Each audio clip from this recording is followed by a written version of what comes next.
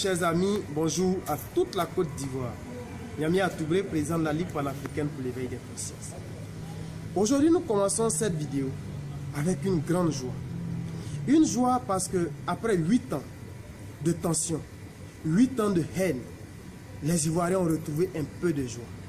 Un peu. Les prisonniers sont sortis grâce à la décision du président de la République le 6 août. Mais nous estimons que cette joie aurait été entière, elle aurait été totale, que si tout le monde, y compris les militaires, bénéficiaient de cette mesure. Et nous, leaders d'opinion, nous, militants de la société civile, nous pensons qu'il est nécessaire, il est important de remercier le gouvernement d'abord pour l'acte posé et plaider pour que cette loi s'applique à tout le monde. Nous estimons que toutes ces personnes, civiles comme militaires compris, ont été des acteurs de la crise qui a endeuillé notre pays. Alors, amnistier un groupe et laisser l'autre, ça donne un goût amer d'injustice.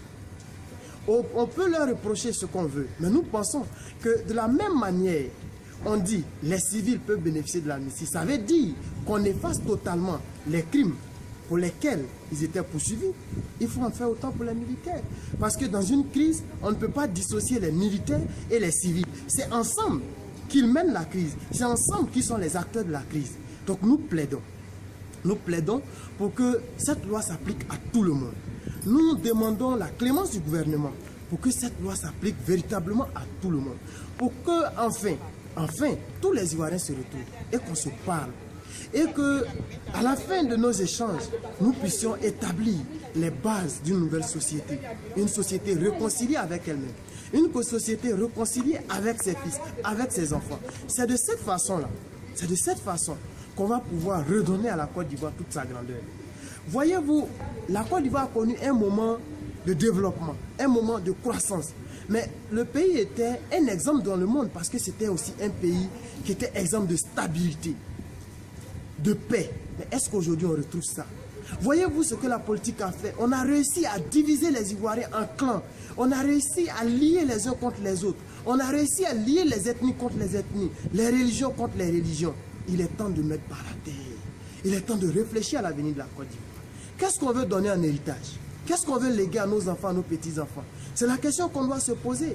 Mais on ne peut pas concevoir un pays fiable sans réconciliation vraie.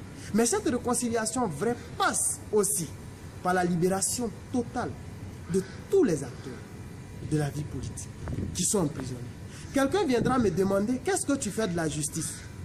Je dirais simplement que dans un cas exceptionnel, il faut prendre les mesures qui s'imposent. Et si aujourd'hui, on veut que moi, je raisonne en tant que juriste, pour dire telle personne doit être poursuivie, je dirais simplement que pratiquement tous les acteurs de la classe politique doivent être poursuivis. Donc, si on a commencé par l'amnistie, admission tout le monde et allons de l'avant. Désormais, asseyons-nous et demandons-nous qu'est-ce que nous avons fait pour arriver à cette situation.